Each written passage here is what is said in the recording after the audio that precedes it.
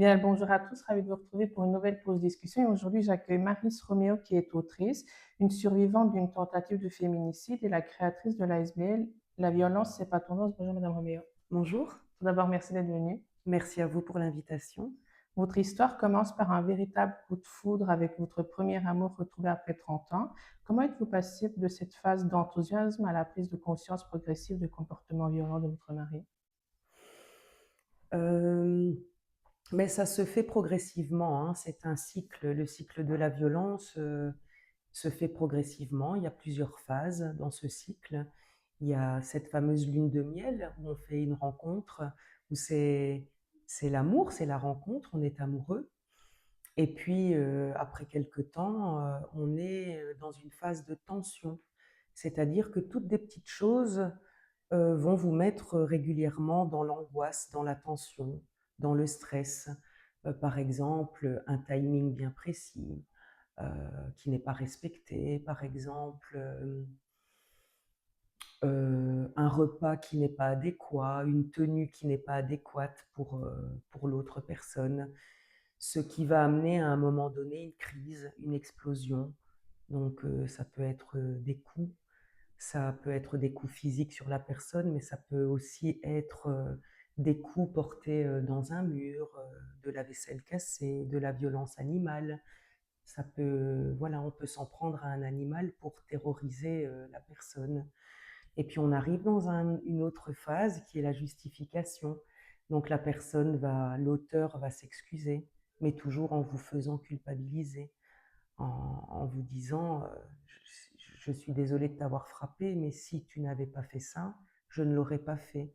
Et forcément, une victime va se remettre en question parce qu'elle doute d'elle-même, parce qu'elle a perdu confiance en elle. Elle va pardonner pour revenir à cette lune de miel, parce qu'on espère toujours revenir au départ à cette histoire d'amour. Et c'est un cycle qui peut durer très longtemps. Votre livre Survivante retrace un parcours extrêmement douloureux. Qu'est-ce qui vous a donné le courage d'écrire sur ces violences? Alors j'ai eu beaucoup de chance d'avoir une vie et des relations tout à fait saines avant cette relation-là. Et j'ai compris très vite que je vivais quelque chose qui n'était pas normal. Et j'ai pensé à toutes les victimes qui vivent ça toute leur vie, qui ne savent pas dans quoi elles vivent en fait, qui sont mariées peut-être depuis 25, 28, 30 ans et qui ne vivent que ça. Et j'avais besoin d'expliquer à ces personnes dans quoi elles vivaient. J'avais besoin qu'elles sachent que ce n'était pas de leur faute, qu'elles étaient dans un cycle. J'avais besoin aussi d'expliquer aux professionnels qui liraient cet ouvrage qu'on a besoin d'aider ces femmes, qu'on a besoin d'aider les mamans avant d'aider les enfants. Parce que bien Mhm. souvent, les psychologues essaient de retirer les enfants à ce milieu violent. Mais ce n'est pas en retirant les enfants qu'on sauve une maman, une famille. Donc j'avais besoin d'en parler pour prévenir, pour faire de la prévention et pour me sauver aussi. Je pense que ça m'a vraiment beaucoup aidée dans mon parcours de reconstruction. Vous parlez de reconstruction après la violence. Quels ont été les moments clés ou gestes qui vous ont permis de retrouver confiance en vous? Ce qui m'a permis de retrouver confiance, ça a été long en fait. C'est toutes des petites choses que j'ai vues pendant une convalescence. On n'avait que ça à faire, réfléchir, penser, repenser à tout ce qui s'est passé. Et il y a eu un événement en fait, quelques mois après mon agression. Une autre dame a été victime d'une tentative de féminicide, poignardée presque à mort, près de chez moi. Et mon fils a Mhm. assisté à cette scène, ça se passait à la gare. Il a assisté à cette scène et il a été terrorisé. Donc on en a beaucoup parlé et je me suis dit qu'il fallait faire quelque chose, que si j'avais survécu, c'était pour faire quelque chose. Et donc j'ai eu envie de créer cette ASBL grâce à tous des faits qui se sont passés autour de moi et que j'ai pu voir, toutes des choses que je ne voyais pas avant, parce qu'on est dans le train-train quotidien, pardon, on est dans le stress, on ne voit plus ce qui se passe autour de nous. Mhm. Vous racontez aussi votre rôle de mère dans cette épreuve. Comment vos enfants ont-ils influencé votre combat et votre résistance? Eh bien justement, après, cet événement donc de cette dame qui se fait poignarder, hem, mon fils, me réveille en fait. Parce qu'il ne suffit pas de survivre, il faut continuer à vivre et je n'y arrivais plus. J'avais survécu, mais j'avais plus envie de vivre. Je n'avais plus confiance en moi, j'étais très abîmée physiquement, je n'avais plus envie de rien et ce jour-là, mon fils m'a dit, «Maman, on a besoin de toi. Réveille-toi, il faut faire quelque chose». Et je me suis rendu compte que mes enfants souffraient beaucoup psychologiquement et que personne ne les avait soutenus. Donc, Mhm. il n'y avait pas eu de psychologue, il n'y avait pas eu de PMS, d'éducateurs, de professeurs qui avaient vu leur souffrance à l'école. Donc, ils m'ont beaucoup influencée, en créant cette ASBL pour aller faire justement de la sensibilisation et de la prévention de violences amoureuses dans les écoles.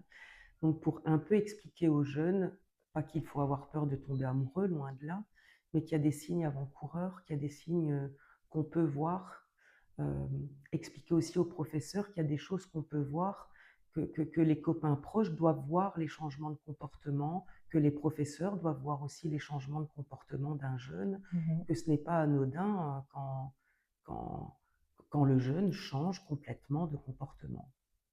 Écrire un témoignage aussi creux peut être émotionnellement éprouvant. Comment est-ce que vous avez géré les émotions et le traumatisme?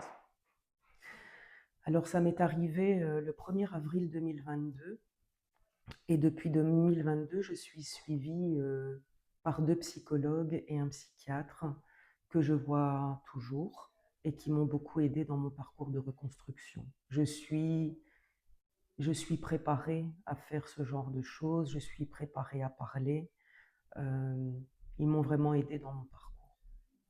Vous avez créé l'association La violence n'est pas tendance. Quelle est sa mission principale et comment est-ce qu'elle accompagne les victimes aujourd'hui?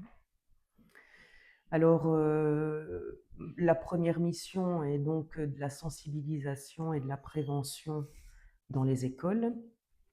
Suite à cela, certains élèves, ont osé aller pousser les portes des PMS, pour expliquer, que suite à cette animation, ils s'étaient rendus compte soit qu'ils vivaient eux-mêmes des violences amoureuses dans leur petit couple ou soit ils vivaient, des violences à la maison. Donc on a décidé, avec un PMS en particulier, de créer un groupe de parole secret Mhm. pour les mamans. Alors comment on s'y est pris? On a convoqué en fait, les mamans des élèves qui étaient, atteints, par la violence. On les a convoquées pour leur demander de venir, discuter de leurs enfants. On leur a demandé de venir, discuter un petit peu, du parcours scolaire de leurs enfants. Mais en fait, c'était faux. On avait fait, un groupe de parole pour regrouper toutes les mamans qui vivaient des violences et leur permettre de se rendre compte qu'elles n'étaient pas seules dans le processus de la violence, qu'elles étaient plusieurs. Évidemment, il y avait toujours, des personnes qui répondaient au téléphone au cas où les papas, les hommes violents téléphonaient, parce que beaucoup de femmes vivaient encore avec leurs partenaires violents. Donc tout avait été mis en place pour que ces mamans soient en sécurité. Mhm. Et de ce premier groupe de parole, créé il y a 3 ans, d'autres sont arrivés. Donc nous faisons des groupes de parole pour les victimes. Nous avons des groupes de parole pour les enfants. Je donne aussi, des formations et des conférences aux professionnels pour, leur donner envie de se former aux violences conjugales parce que je pense que tous les professionnels ne sont pas au courant des enjeux de la violence et que c'est vraiment important qu'ils se forment. Mhm. Dans votre livre, vous mentionnez le violentomètre. Pouvez-vous nous expliquer comment il fonctionne et comment il peut aider à reconnaître la violence avant qu'elle n'escalade? Alors le violentomètre, c'est comme un feu de circulation, un feu rouge. Donc il y a du vert, il y a du orange et il y a du rouge qu'on peut retrouver, justement dans le livre. Quand je fais une animation, en général, j'ai découpé, ce violentomètre en plusieurs morceaux. On a découpé toutes les phrases et quand je fais une animation dans une classe, je mets le vert par terre, le orange, le rouge et je donne les différentes situations aux jeunes et je leur demande de les replacer, hem, dans la couleur qui leur semble juste, en leur expliquant qu'il n'y a pas de bonne ou de mauvaise réponse. Mhm. Et grâce à leur réaction, on peut déconstruire certaines choses. Par exemple, je vais prendre d'ailleurs le violentomètre. Donc, par exemple, dans le vert, on a respecte tes décisions et tes goûts, a confiance en toi. Ce sont des choses normales. Des petites choses qui doivent les interpeller, c'est par exemple rabaisse tes opinions et tes projets, se moque de toi en public, contrôle tes sorties, tes vêtements, ton maquillage. Alors je ne dis pas qu'il faut quitter son petit ami quand on a ce genre de comportement, loin de là, mais c'est des choses qui ne sont pas normales. Dans le rouge, on a par exemple te pousse, te tire, te gifle, te secoue, te frappe. Mais là, c'est terminé. C'est Mhm. grave. On ne reste pas avec quelqu'un qui nous fait ça quand on est si jeune. On a t'oblige à avoir des relations sexuelles, t'oblige à regarder des films porno. Ça, c'est dans le rouge. Alors parfois, c'est compliqué pour des jeunes de parler. Et on s'est rendu compte qu'en utilisant le violentomètre, il y a beaucoup d'émotions, il y a beaucoup de réactions, il y a beaucoup de choses qui ressortent et ils comprennent que ce ne sont pas des comportements normaux. Et là, on en discute parce que parfois, on a dans une classe un couple qui vit ce genre de choses et c'est très compliqué. Moi, je vois très rapidement quand il y a un couple qui vit ce genre de choses. Donc, il faut vraiment être bien préparé, utiliser les bons mots, ne pas être seul. C'est très rare que je donne une formation seule, avoir les professeurs, avoir des éducateurs qui accompagnent pour pouvoir aider ces jeunes en difficulté après, parce que d'office, il y a des réactions. Souvent, je pose la question dans la classe, est-ce que quelqu'un a déjà été témoin de violence? J'ai la moitié de la classe qui lève le doigt. Selon vous, quels sont les obstacles majeurs que rencontrent encore les victimes pour sortir de situations de violence conjugale et que peut faire la société? Eh bien, les obstacles, ben, c'est l'isolement déjà, parce que les personnes victimes de violences sont vraiment isolées. On les empêche d'avoir des contacts parce que l'extérieur est dangereux. La famille peut être dangereuse aussi, donc on va essayer de l'isoler un maximum. Ce qui est très compliqué aussi pour une femme, c'est le côté financier, parce que bien souvent également aussi, ce sont des femmes qui ne travaillent pas, alors ce n'était pas mon cas. Moi, je travaillais, c'est moi qui ramenais l'argent, donc je n'ai pas eu ce problème financier. Mais quand je parle avec les femmes victimes, ce qui les retient souvent, c'est ça, c'est le financier. Alors elles me disent, on peut partir un jour ou deux dans une maison d'accueil, mais on revient parce qu'on déracine nos enfants, on doit les changer d'école, il y a plein de choses qui ne vont pas, c'est trop compliqué, alors on préfère retourner à la maison où on a la sécurité, entre guillemets, la sécurité, le frigo rempli, les affaires des enfants.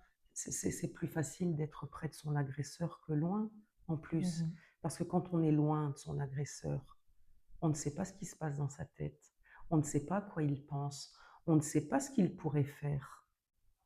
Et bien souvent, quand on part, c'est très dangereux parce qu'ils sont de plus en plus violents en retour. Donc je pense que, en fait, même je suis certaine que l'isolement et le financier sont très, très compliqués à gérer pour une personne victime de violence. Vous parlez aussi de transmettre votre expérience pour prévenir la violence. Quel message souhaitez-vous que le grand nombre retienne de votre livre? L'espoir. Euh, si j'ai écrit ce livre, c'est parce on peut y arriver. C'est très difficile.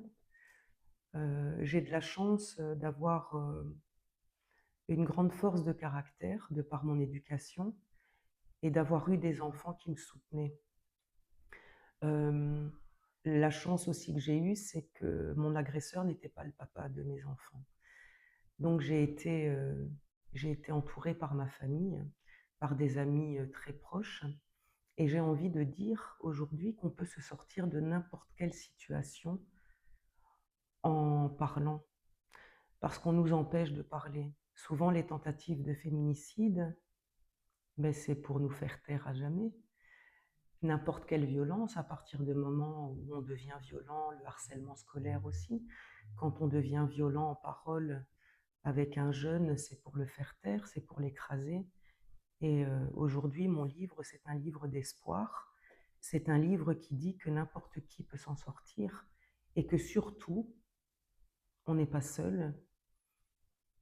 Et quoi d'autre? Le non-jugement est important. Mhm. Le fait de ne pas juger les personnes parce qu'on est souvent jugé, parce qu'on retourne à chaque fois, parce qu'on prend les mauvaises décisions. Je pense qu'il ne faut pas juger les personnes victimes de violences, que ce soit des hommes ou des femmes. On ne peut pas être dans le jugement parce qu'on ne sait pas ce qui se passe à l'intérieur de la sphère privée. Donc voilà, c'est vraiment un message d'espoir. Et où est-ce qu'on peut trouver votre livre Survivante? Alors le livre Survivante peut être retrouvé sur un site que je ne connais pas par cœur. C'est le livre en papier. Donc c'est un site que vous pouvez retrouver sur internet. C'est le livre en papier et j'ai été publiée par le PAC. Donc c'est noté à l'intérieur du livre. Vous me posez une petite colle parce que je ne connais pas ça par cœur, évidemment.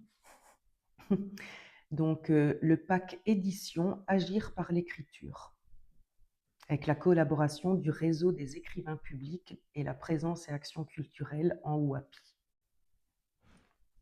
Merci beaucoup, Maris Romeo, d'être venue et d'avoir partagé cette belle discussion avec moi. Mais merci beaucoup à vous pour l'invitation et ce bel échange. Merci. Merci également à vous de nous avoir suivis. Je vous donne rendez-vous dans une autre vidéo. D'ici là, portez-vous bien.